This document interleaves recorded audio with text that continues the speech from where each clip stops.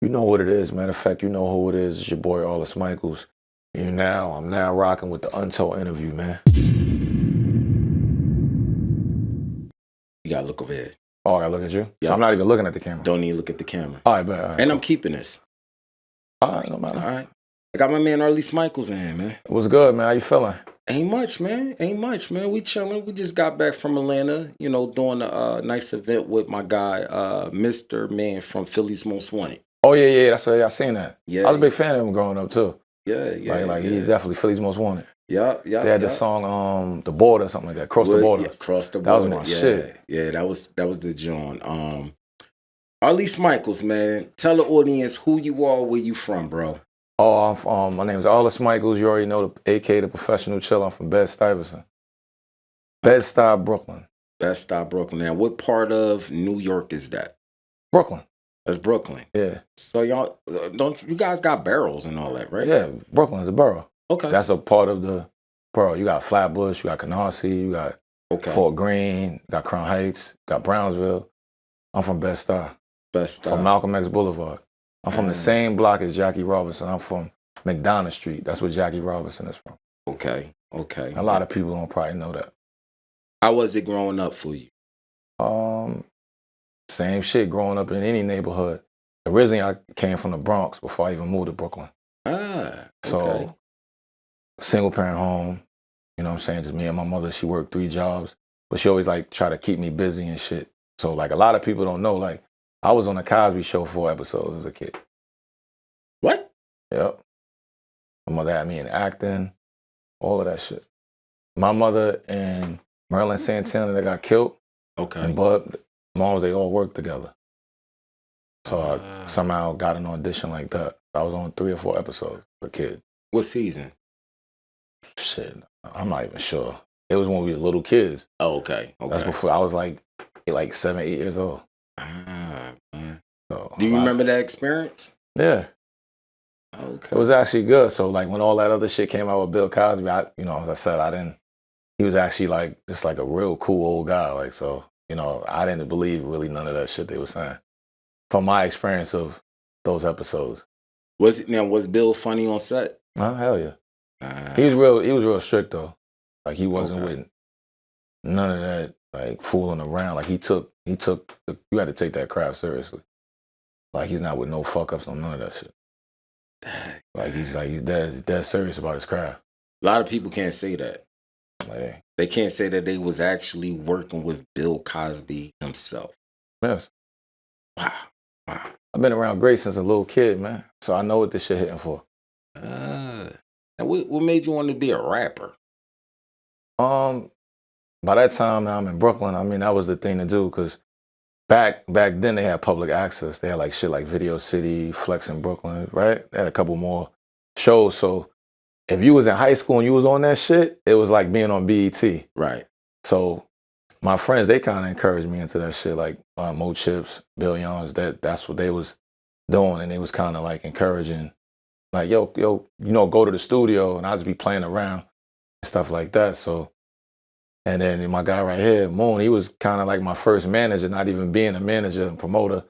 He used to run to every block and every place and just yo, my man is better than all y'all. Bet anything. Even if we was bluffing, if we didn't have the money.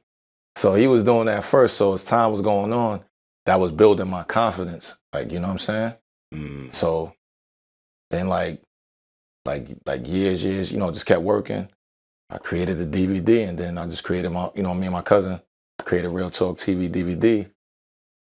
And then all the streets fucked with it. And that's how I got myself out there. Now that DVD era in that was New the best York, era. That was the best era for you? I built a lot of relationships because even when I've been coming to Philly over 20 years. Mm. So now when Beanie Siegel, the Major Figures, I was listening to Major Figures in high school and stuff. So I never even knew Philly was rough. We listened to, you hear the Roots, Will Smith. I thought it was on some Will Smith kind of shit. So now when Beanie Siegel, Major Figures, and Pretty Ugly and all them was coming to New York radio, I'm like, oh shit. And Philly's Most Wanted, you ain't know it was, not at the time wasn't going to Philly. We didn't know it was ghetto like this, fucked up, the Ram Squad and a couple other acts. So now when I used to come out here during the DVD, I used to go to 52nd and Market. So one thing I liked about that, it was all the unsigned artists, they was pushing the unsigned artists. Right. So if you didn't go through that whole mixtape wave in Philly, like you could be the hottest person in Philly and not have a record deal. It would never be structured like that in New York. You have to have a deal. It's just like mad political shit. Here, like Meek Mill was the hottest rapper years ago when I used to come up here when he had the cornrows, the braids, and all that shit. Then, like, they was like, yo, he's the hottest. I'm like, who's the hottest? Meek Mill, Flamers. I remember that shit like it was yesterday. You know what I'm saying? Well, versus New York, you guys got record labels down the block. Shit means nothing. All fluff. Shit means nothing. Well, it's a lot of people that assume that you guys have access to that.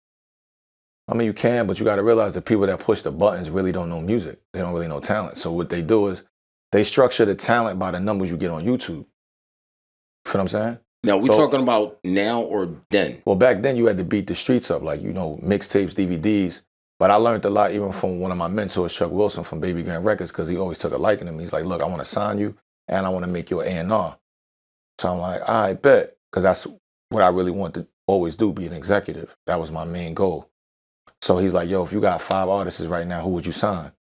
So I'm going by the people I fuck with. I fuck with French Montana, Gilly the Kid, Ransom, then Remo the Rap Star with somebody else, I forgot. I wrote it down on a piece of paper. I gave him the names. So I never heard of none of them. Like, you never heard of them? So I'm like, damn, the niggas is buzzing on everything. He called me back the next day. I said, Arlis, I need to set up a meeting with Gilly and Ransom ASAP. So you just say you never heard of them? He said, nah, they popping. I'm like, huh? What are you talking about? So he was little, like he like a midget. So like he's sitting in the chair, his feet dangling and shit. Like he's just mad short. So when I came to the office, he's like, yo, look, he got 500,000 views. At the time, Gilly was beefing with Lil Wayne. Ransom was beefing with Joe Budden. So I'm like, all right, I set the meeting up. I watched the man cut both of them a check without even listening to their music. And that was in 2008. And I said, damn, this game is different. He never heard their music. Wait a minute. Gilly was signed to Baby Grand? Mm-hmm. He did one mixtape album. You can look it up. I forgot the name of the mixtape. Now, hold up. Is Baby Grand a mixtape label? It's an independent label. Okay. It's an independent label. I think it was distributed through Koch. All right. But Chuck Wilson, he's a real smart man. He's a lawyer, and he's a guy that wrote Soul Plane. Like he's a writer. Like he wrote the movie Soul Plane. So he always believed in me. He's like, yo, you animated. Yo, you gonna be wanting to make a movie. Like he kind of predicted my future. Like, yo, I'm telling you, you're gonna be making films and everything. And down the line, that's what I started doing. You know what I'm saying? He had this website called Crack Space. He has a restaurant with Vin Diesel in LA. Wow. So I kind of learned a lot of shit, like, you know what I'm saying, just listening to him. Because he kind of predicted that the DVD and all that shit is about to be over. He's like, yo, hey, you got to think digital. You got to think digital, got to think digital. So I didn't understand what he was saying. Because that's how he figured out what's hot through the views on YouTube. You know what I'm saying? So now when World Star created, it kind of put all of the DVDs out of business. You know what I'm saying? Because we can't upload as fast as the websites. Okay. Like just say if I got my man right here, he's beefing with him, right? It might take us 2 months before we put the DVD out because we got to interview everybody. Now with the internet, you could just upload it right then and there. By the time my shit come out, they could be already dead at they beef. You know what I'm saying? And then now, all the rappers, they got smart. All of them start having their own personal cameramen now. Like Rick Ross, they had Spliff TV. All of them had their Dipset, they had TV. Dipset, they had Now What TV. Everybody started having their own cameramen. You know what I'm saying? What era is better? This era for artists or back in the DVD era? I like the DVD era, me personally, because you had to really work. Nowadays, you don't really got to work. You can do some silly shit and just go viral and then be on. So a lot of artists think it's that easy. You feel what I'm saying? So you had to really work back then. Like now, social media, it made everybody like, fuck, all I gotta do is do some stupid shit, smack a lady in the back of the head, run off, throw some eggs, and it go viral, and then now you popping. That's it. But when you say that's more easier than you gotta put the work in. But you talking about talent wise. Yeah, but a lot of people not really talented. What are we really signing? We're really signing a person that's really good, or we just signing some bullshit? That's what we have to really look at. A lot of the artists that get signed, they only get signed because they got a whole bunch of views. That's it. Now, when they get now to the label, they don't know what to do with them. We gave them this big ass check, and now we stuck. We don't know what to do. So now, when you really look at the numbers, right? They got say 2 million, 3 million Instagram subscribers, right? Now they sell 5,000 units. Something ain't making no sense. Something ain't adding up. Look at a lot of the artists. Bobby Smurda was signed, right? Like he had the hot record. The label really didn't know what to do. He put out an EP, only sold like 5,000 or 6,000. Ice Spice was one of the hottest chicks out right now. She just now sold 6,000. So we had to figure out now what's going on. Is it the artists or is it the people at the labels? Because they don't really know how to market and promote artists the way they maybe should be, probably. You know what I'm saying? Nowadays, you could just do everything independently. You know what I'm saying? When you really look at it. Now, what is independent in your eyes? Independent is like, yo, you know, you got to work as the label. Like I turned down 3 deals myself when I was going hard with the music. And it was like, the first thing young artists do, they skip right to the financial part of it. So you look at the budget, right? That the label's going to control your budget. They might give you a $90,000 event. They're not going to, I already, you know me, I'm going to really do my research on anything. So now they 360 everything. You might as well just bend over and just get fucked, pretty much. They making merch, they eating off that. They taking your YouTube, they control your YouTube. They control your whole, everything. You know what I'm saying? Then years later, you be like, damn, I don't really got none.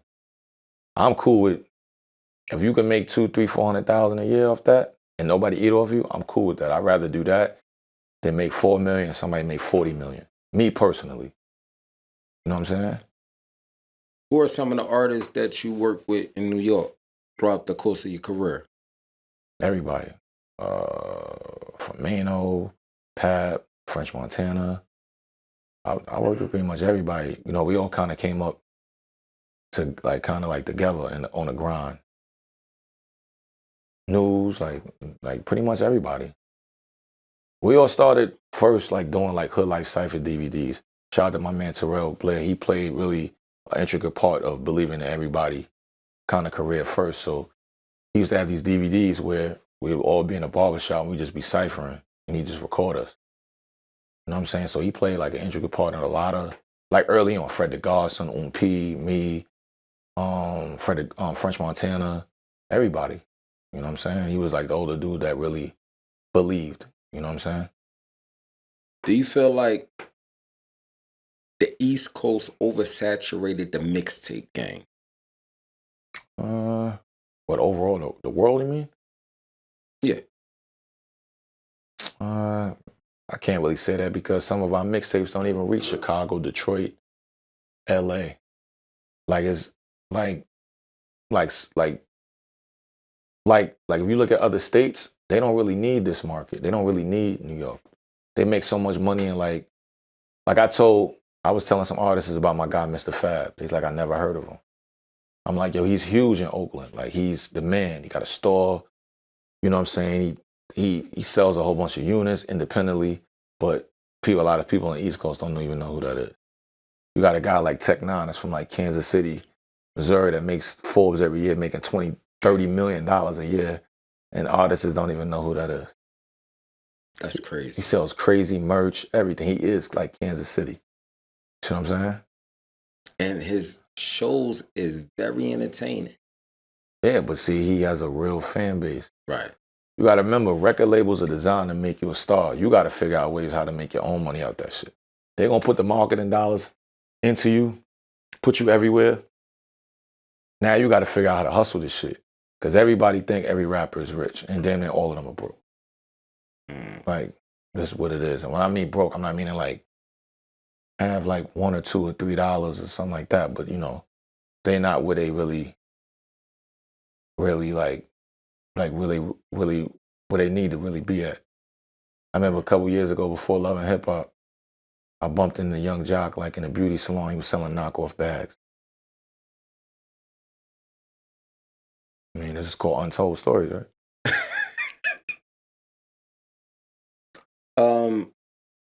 Elaborate, man. What you mean? He had to find a way to get to it. He probably got a family. What you laughing at? I'm just saying he had to hustle.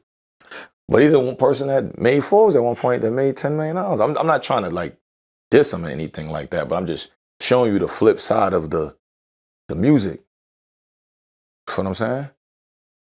Like that's all. I'm not trying to disrespect them or anything, but just it's just like it's like you would think that because you see them on like what's name is one of my mentors, like Loon. He went to jail on drug charges. You know what I'm saying? Did you buy a bag from Young Jock? No, no. I ain't into none of that shit anyway. Like I'm not like like a when I do things with chicks, it got to be something we both enjoy. I ain't buying no Birkin, Celine. I ain't doing none of that. I'm not enjoying that. Well, How we now both can enjoy that? now these days, they considering everything sex trafficking. So now you can't even buy a young lady a bag. Hey, Isn't that wild? hey. They come up with this shit every day or something new. Got to look at it like that. How many mixtapes you put out? I think like 13. They all did pretty well too. They're like 13. Somewhere Now, around there. 13. now how did you, when you put the mixtapes out versus today, you could upload it on streaming platforms. Did you do the whole burning the CDs, have a DJ host it, and do consignment with a mom and pop shop? I did like United Masters like once. It was cool, but I like hand in hand where you could, you know what I'm saying, give you a couple dollars, keep it pushing, sell wholesale. Like I don't really like all that because they have ways to rig the numbers of what you sold and how much they need to pay you. So it's always a way to get around, and then you know if you have to hire a lawyer to audit and all that shit. By the time you finish all of that shit, it's like, you know what I'm saying? Do you feel like New York fell off?